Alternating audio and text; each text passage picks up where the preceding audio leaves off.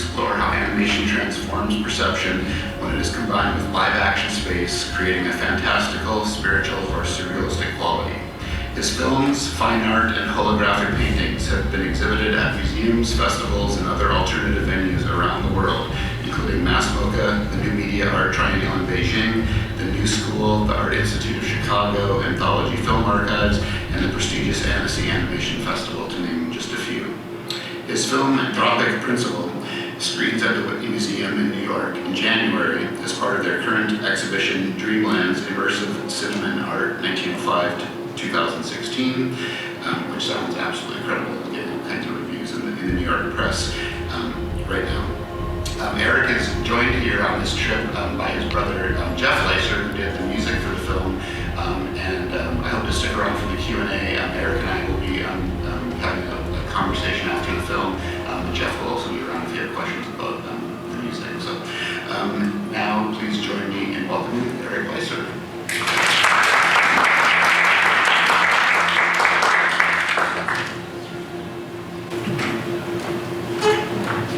Thank you for coming. Not much to say before the film actually screens, except it's really the first official screening with an audience, fresh film, coming out of the oven after 3 years of like extreme pain. Hope you enjoy it. Hope it means something to you. I'm really happy always to engage with the Q&A, because that brings the film really to life for me. So thank you very much.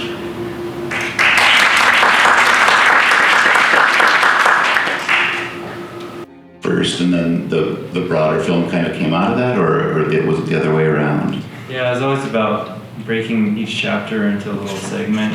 There's every chapter, there's 22 chapters in Revelation, was supposed to be like originally 2 minutes, but then it goes by so fast. It looks like it was just done, very quickly. But no, it took a long time to make a lot of those puppets, to actually figure out how to interpret Revelation into visuals that I've been working with, like certain motifs and techniques. And I still, watching with you guys, I was like, let's do maybe a year more of animation. It's just, I don't know. With animation, it's hard because it takes so long, but you want more of it. Just watching, I was like, I wish I went further.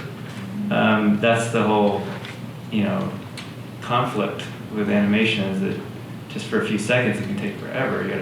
I storyboard, come up with the idea, that takes forever. Storyboard, make the puppet, that seems to take forever, and then figure out how it's going to move. And then in editing, I cut a lot of animation out. Like tonight, I'm like, I wish there was more animation, because a lot of you are probably animators or love animation. And then other times with test screens, we were like, you went too much into these tangents with animation. So it's hard to strike a balance, but the live action animated film, to me, the hybrid film, was pretty rare. And then, how I was brought into it was through like Starvich and Jan Schwankmeyer, because I feel like they really got it down, and I'm still trying to get there, find that balance. Yeah, we were talking about Schwankmeyer earlier, and I think if it's not his most recent film, it's one of his most recent, Lunacy, which is it's almost entirely live action with little snippets of stop motion. And we talk about this in my history of animation class all the time, about the time and labor involved in creating animation is extraordinary compared to live action films. So, any questions? Yeah, great. I have 2 questions for you. First, are you a Christian? Yeah, I'm an Orthodox Christian. I grew up Western Protestant, where they believe in like the rapture and things like that. And then I had this big shift while I was making the film, where I became Orthodox Christian, which is pretty much the same, but the differences are like they focus more on experiential than like dogmatic.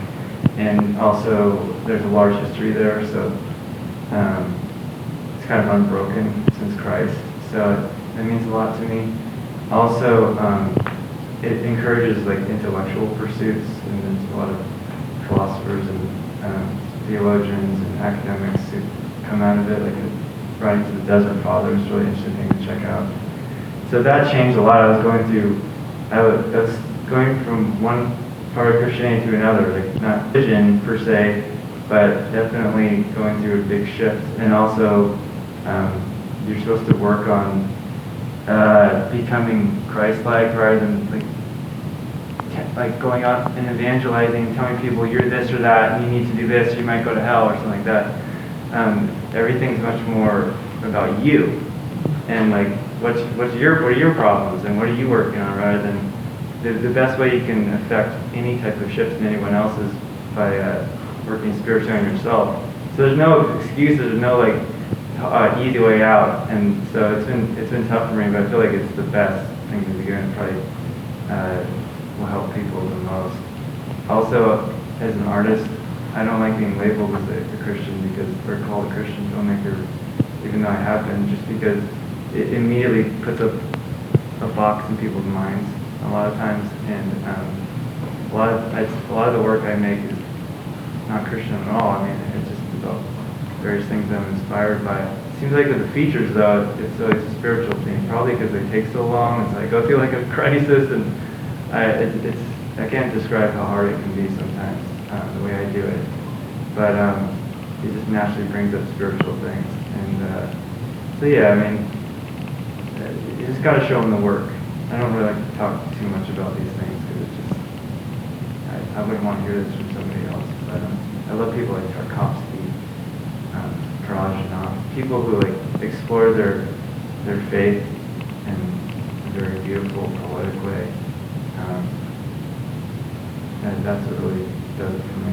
The cinema is all about conveying information without speaking, and that's why I do that. I'm not like a horror. The blurring effects, because I don't usually see that on film. On the animation? Not the animation, but the regular scenes, like the background, everything would be. Oh yeah. Yeah. Well, the noetic spiritual world, I kind of wanted to denote that by like the blurring of reality, because this takes place in a parallel world that's kind of ours. I wanted to, push that in there once in a while, that like she reaches these in-between zones, kind of like today's All Saints Day is supposed to be like an in-between thing. So they're just little subtle things, the black hole, the blurring of reality, and the spiritual world that I just wanted to put in there. There's a lot of little things that all add up. Maybe not to you if you watch several times, just little details in there that I think only an animator could put in to the live action, just because you get so much time just for those with your subject matter. Well, it seems like there have been just more and more of these kind of, if you will, lo-fi, futuristic stories and films. We've shown a couple at the Wexner Center recently. I don't know if you're familiar with Ben Marcus's books, and there's anyway, it's kind of in the air, but it's in the air. yeah. Thank you so much, Eric, for being here. Thank you.